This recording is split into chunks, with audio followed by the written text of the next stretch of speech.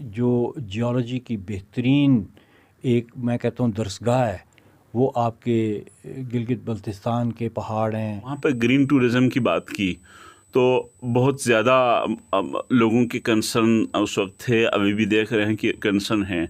تو کیا سمجھتے ہیں کہ ان کی جو کنسرن ہیں یا گریونسز ہیں اس کو آپ کس حد تک حق بجانب سمجھتے ہیں، یا آپ سمجھتے ہیں کہ گلگت بلتستان کے لوگ گرین ٹورزم کو لے کر سمجھ نہیں پا رہے ہیں؟ فالٹ لائن آپ کو کہاں پہ نظر آتا ہے؟ دیکھیے فالٹ لائن جو ہے میرے خیال میں جو ایجوکیشن ہے اس میں ہے. السلام علیکم، وائس آف قراقرم سے فدا حسین آپ لوگوں کی خدمت میں پھر ایک دفعہ پھر. آج ہم وائس آف قراقرم بلکہ مہمان ہیں ایک ایسی جگہ پر جہاں پر ہم نے یہاں پہ بولنا سیکھا، یہاں سے ہم نے لوگوں سے گفتگو کرنا سیکھی. اور اسی طریقے سے ایک وائس آف قراقرم مہمان ہیں ایک ایسی شخصیت کا کہ جو وائس آف قراقرم کے ناظرین کے لیے تو نئے ہوں گے، لیکن پاکستان میں خاصی جانی پہچانی شخصیت ہے. ڈاکٹر حسن عباس صاحب. ڈاکٹر حسن عباس صاحب بنیادی طور پر یہ آبی ماہر ہیں، پانی کے امور پر ان کی گہری نظر ہے اور یہ ٹریول کرتے رہتے ہیں تھرو آؤٹ دا پاکستان. تو انہوں نے گلگت بلتستان کا بھی دورہ کیا تھا اور کہا یہ بھی جاتا ہے کہ یہ جو گلگت بلتستان سمیت پورے ملک میں گرین ٹورزم کے حوالے سے یا گرین اکانومی کی جو بات کی جاتی رہی اس کے پیچھے بھی ڈاکٹر صاحب کی کافی اس پہ بھی ان کی کنٹریبیوشن ہے.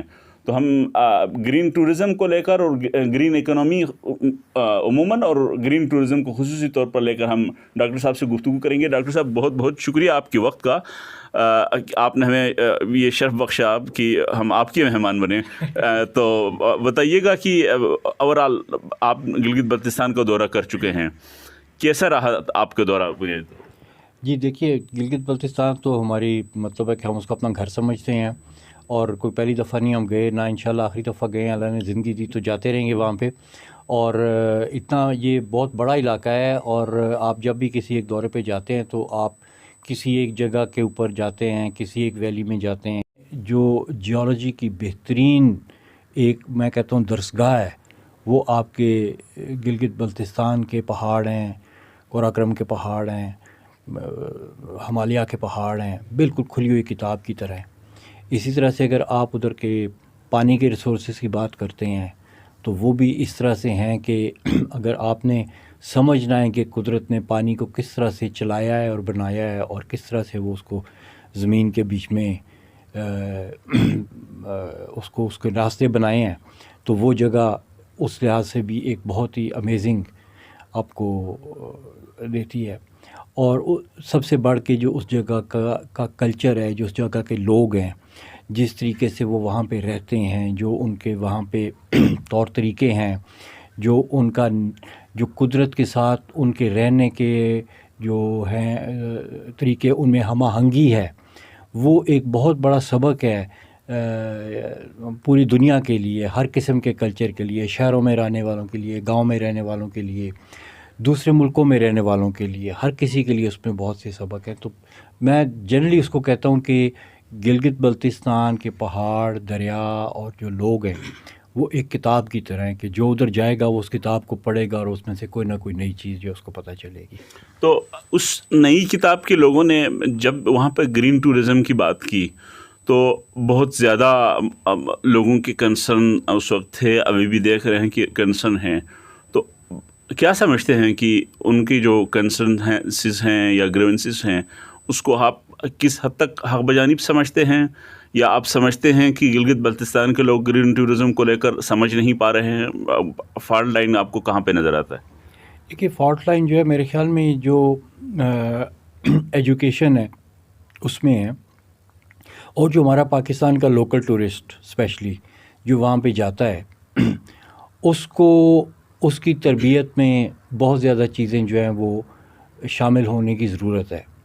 یعنی کہ آپ جب ایک قدرتی ماحول کو دیکھنے کے لیے جاتے ہیں تو آپ کو اس قدرتی ماحول کی ایک جو ہے وہ تکریم کرنی ہے، آپ نے اس کی رسپیکٹ کرنی ہے، کیونکہ آپ آئے ادھر اس لیے کہ وہاں پہ دریا چل رہا ہے، بہتا ہوا دریا ہے، صاف ستھری ہوا ہے اور قدرت کہیں پہ بھی اپنے آپ کو گندا نہیں کرتی. قدرت کو اگر آپ قدرت پہ چھوڑ دیں تو قدرت ہر جگہ پہ صاف ستھری ہے.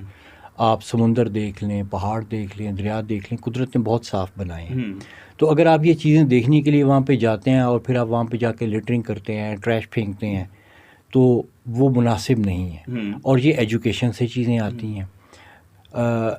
میرا تھوڑا سا ایکسپیرینس ہے گلگت بلتستان کے علاوہ کچھ جگہوں پہ ٹریول کرنے کا. تو اس میں ایک چیز جو میں بہت زیادہ یہاں پہ پروموٹ کرتا ہوں اور میں کہتا ہوں کہ وہ یہاں پہ بھی لوگوں میں اس چیز کی جو ہے وہ شعور ہونا چاہیے, وہ یہ ہے کہ مثلاً آپ کسی نیشنل پارک میں جاتے ہیں, فار ایگزامپل امریکہ کے یا کسی اس طرح کے ایڈوانسڈ کنٹری کے, تو نیشنل پارکس کے باہر لکھا ہوتا ہے leave what you find, take what you bring. یعنی جو چیز آپ کو وہاں پہ ملے آپ اس کو وہیں پہ دیکھیں اور چھوڑ دیں, اور جو چیز آپ ساتھ لے کے آئے ہیں وہ آپ ساتھ واپس لے جائیں.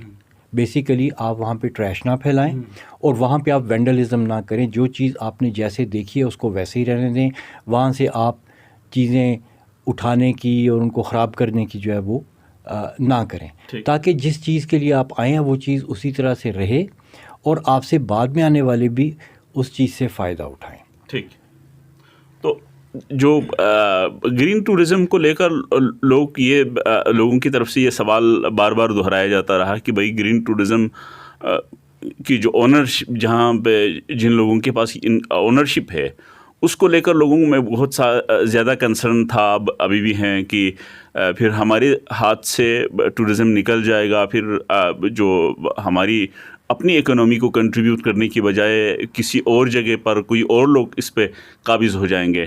آپ اس کنسرن کو کس نگاہ سے دیکھتے ہیں؟ دیکھیے یہ بہت ہی ایک زبردست اس میں ہے, کیا اس کو کہتے ہیں, ایک بہت ہی جینوائن کنسرن ہے سب سے پہلے. اور اس میں جب تک آپ لوکلز کو, جو وہاں کے رہنے والے ہیں, آپ ان کے ساتھ اپنا معاملات کو ہم آہنگ نہیں کریں گے تو اس وقت تک آپ کی چیزیں جو ہیں وہ سوشلی سسٹینیبل نہیں ہوں گی.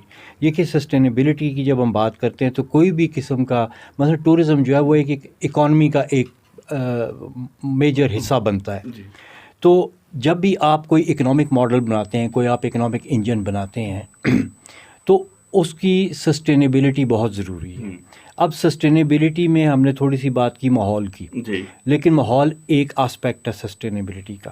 ماحول کے ساتھ ساتھ اس کو کلچرلی بھی سسٹینیبل ہونا چاہیے اور پھر اس کو سوشلی بھی سسٹینیبل ہونا چاہیے. اس کے بعد میں آپ کی اکنامک سسٹینیبلٹی آئے گی. اگر آپ کوئی اس طرح کے کام کرتے ہیں کہ آپ وہاں پہ کوئی اس طرح کے سو کالڈ انویسٹرز کو اور بزنسز کو لے آتے ہیں جو وہاں پہ آ کے بہت بڑے بڑے ہوٹل اور پلازے بنا دیتے ہیں کہ جی کیونکہ ٹورسٹ آ رہا ہے تو اس لیے وہ ہم نے پلازا بنا دیا, ہم نے ہوٹل بنا دیا.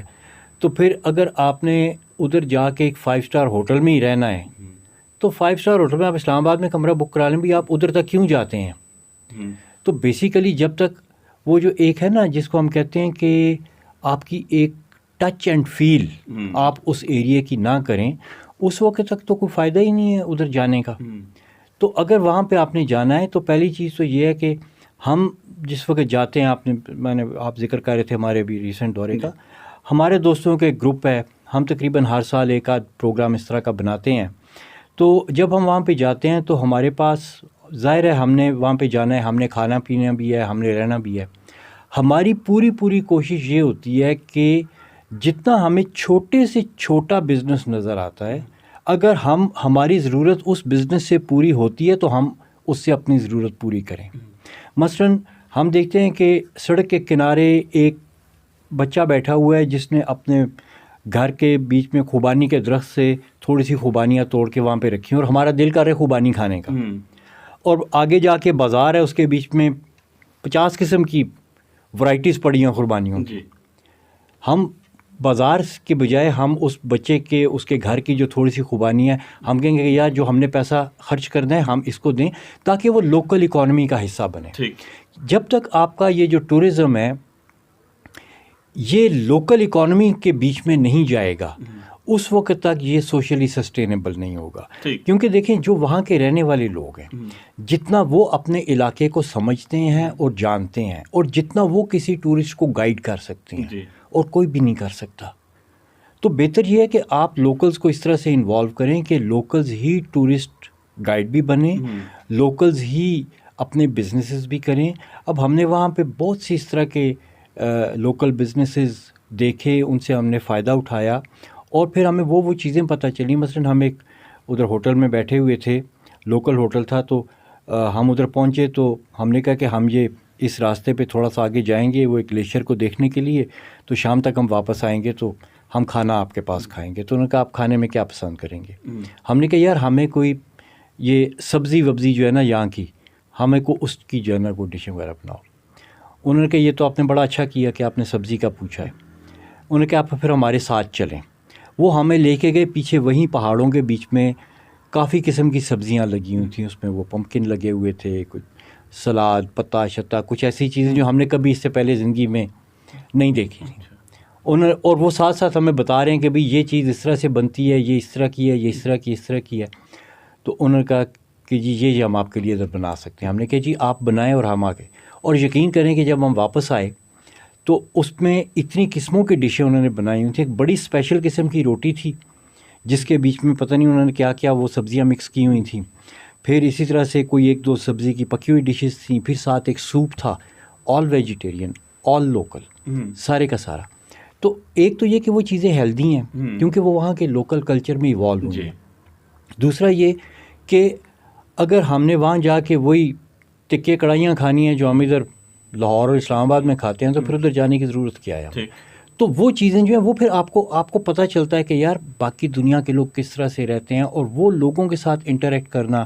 پھر اسی طرح سے انہوں نے جو دوسری ہماری ہیلپ کی, انہوں نے ہمیں بتایا کہ آپ اس جگہ تک پہنچ گئے ہیں تو فلاں جگہیں ہیں جو یہاں سے قریب ہیں, آپ جا سکتے ہیں.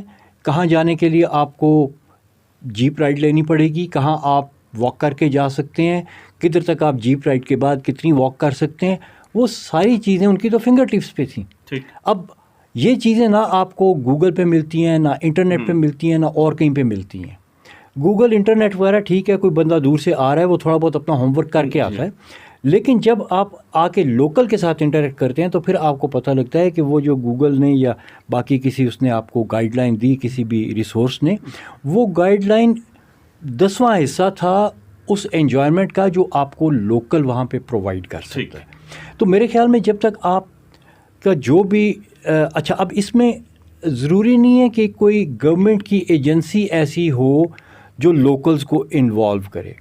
ٹورسٹ کی ایجوکیشن جو ہے وہ بہت ضروری ہے کہ ٹورسٹ کو پتہ ہو کہ بھئی میں نے لوکل کو ڈھونڈنا ہے, اور اس کے لیے گورنمنٹ اس کو کس طرح سے فیسیلیٹیٹ کر سکتی ہے. مثلاً آپ کسی بھی, مثلا میں آسٹریلیا کے آپ کو مثال دوں, آسٹریلیا کے آپ کسی چھوٹے سے چھوٹے شہر میں بھی چلے جائیں نا, تو جہاں پہ آپ شہر میں انٹر ہو رہے ہوتے ہیں اس کے شروع میں کہیں نہ کہیں پہ آپ کو ایک بورڈ نظر آئے گا ہائی وے کے اوپر, ٹورسٹ انفارمیشن سینٹر.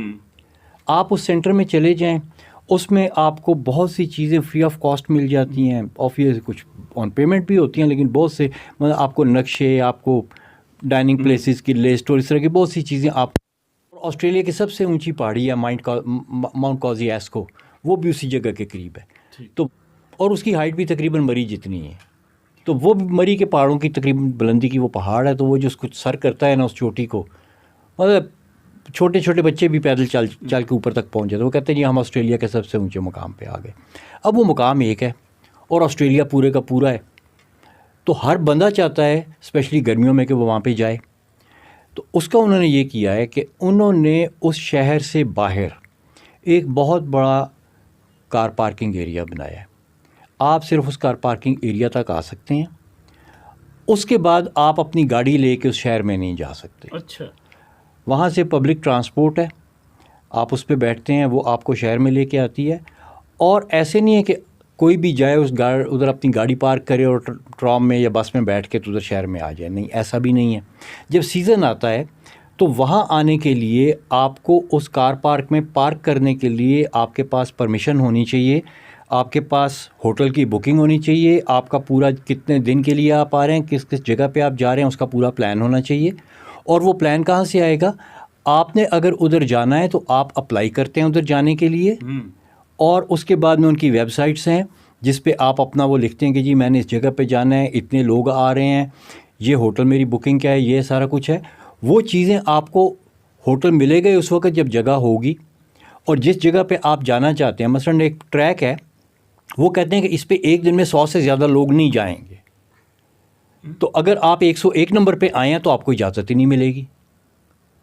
تو اب اگر آپ کو اجازت ملی ہے, اس کا مطلب ہے کہ آپ پہلے 100 میں تھے اس دن کے, لہٰذا آپ کو اجازت مل گئی. تو جب تک آپ کے وہ پورے اپروولز نہیں ہوں گے تو آپ کو اپروول نہیں ملے گا ادھر آنے کا. جب آپ کے پاس سارے اپروولز ہیں, اس کا مطلب ہے کہ آپ کا پورا پلان بنا ہوا ہے. اب آپ ادھر آئیں گے تو وہ ادھر جو بھی ان کے اتھارٹیز ہیں وہ دیکھیں گی کہ ہاں جی آپ کے پاس سب کچھ ہے, ٹھیک ہے, آپ اپنی ادھر گاڑی کھڑی کریں اور آپ جائیں اور اپنا جو بھی آپ کا پلان ہے اس کو آپ پورا کریں. تو اس طریقے سے اب وہاں پہ جس طرح ہمارے یہاں پہ ہوتا ہے کہ مری میں برف پڑتی ہے تو پورا پاکستان اٹھ کے مری کی طرف چل پڑتے ہیں اور پھر سارے سڑک پہ پھنس جاتے ہیں, وہاں پہ ایسا نہیں ہو سکتا, کیونکہ وہ صرف اتنے لوگوں کو آنے کی اجازت ہے جن کی بکنگ ہو سکی ہے.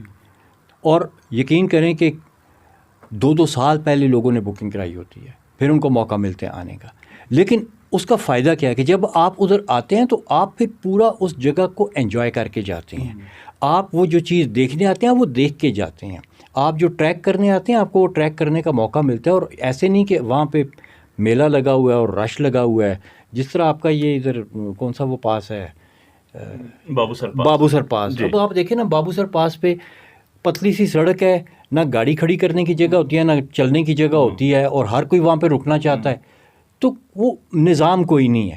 جب تک آپ اس قسم کے نظام نہیں بنائیں گے تو یہ جو ٹورزم ہے نا, یہ پھر ٹورزم نہیں رہ جاتا. یہ ایک جو ہے نا وہ میڈ ہاؤس بن جاتا ہے, اور کسی قسم کا جو کنٹرول ہے وہ نہ لوگوں کے اوپر وہ اپنے آپ کو کنٹرول کر سکتے ہیں نہ اور کوئی چیز. اور مطلب ہے کہ یہ جو اس قسم کے ماڈلز ہیں نا, اور پھر ایک میں نے چیز وہاں پہ دیکھی ہے جو کہ مجھے وہ ٹھیک نہیں لگی, وہ پتہ نہیں زپ لائنیں ہر کسی نے لگائی ہوئی ہیں وہاں پہ اور اس طرح کی چیزیں.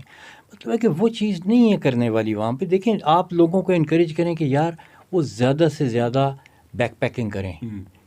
کیمپنگ کی فیسلٹیز بہت کم ہے وہاں پہ انفارچونیٹلی, جبکہ کیمپنگ جو ہے وہ سب سے اعلیٰ ایکٹیویٹی ہے جب آپ باہر نکلتے ہیں تو اس علاقے کے لیے. وہ لوکلز جو ہیں وہ وہاں پہ اپنی زمین کے بیچ میں کیمپنگ گراؤنڈز بنائیں. کیمپنگ گراؤنڈ کے لیے کیا ہے, آپ کو تھوڑی سی زمین چاہیے جہاں پہ ٹینٹ پچ ہو سکتا ہو, اس کے ساتھ آپ کو 2-4 بیسک فیسلٹیز چاہیے. آپ کو ایک پبلک ٹوائلٹ چاہیے, اور آپ کو وہاں پہ واشنگ اور بیدنگ کے لیے کوئی پانی چاہیے, اور وہاں پہ کسی نہ کسی قسم کی کوکنگ فیسلٹی چاہیے. اور پھر جو بھی کیمپنگ گراؤنڈ بنتا ہے وہ اپنا ایک وہاں پہ چھوٹا سا کچن, اپنا چھوٹا سا ریسٹورینٹ بھی وہاں پہ بنا سکتا ہے. ایسی چیزیں ہیں, لیکن یہ زیادہ ہونی چاہیے, بجائے کہ آپ کے برانڈڈ ہوٹلز اور اس طرح کی چیزیں جو ہیں وہ وہاں پہ زیادہ ہونی شروع ہو جائیں. ٹھیک, اسی کے ساتھ مجھے فدا حسین کو اجازت دیجیے. اللہ حافظ.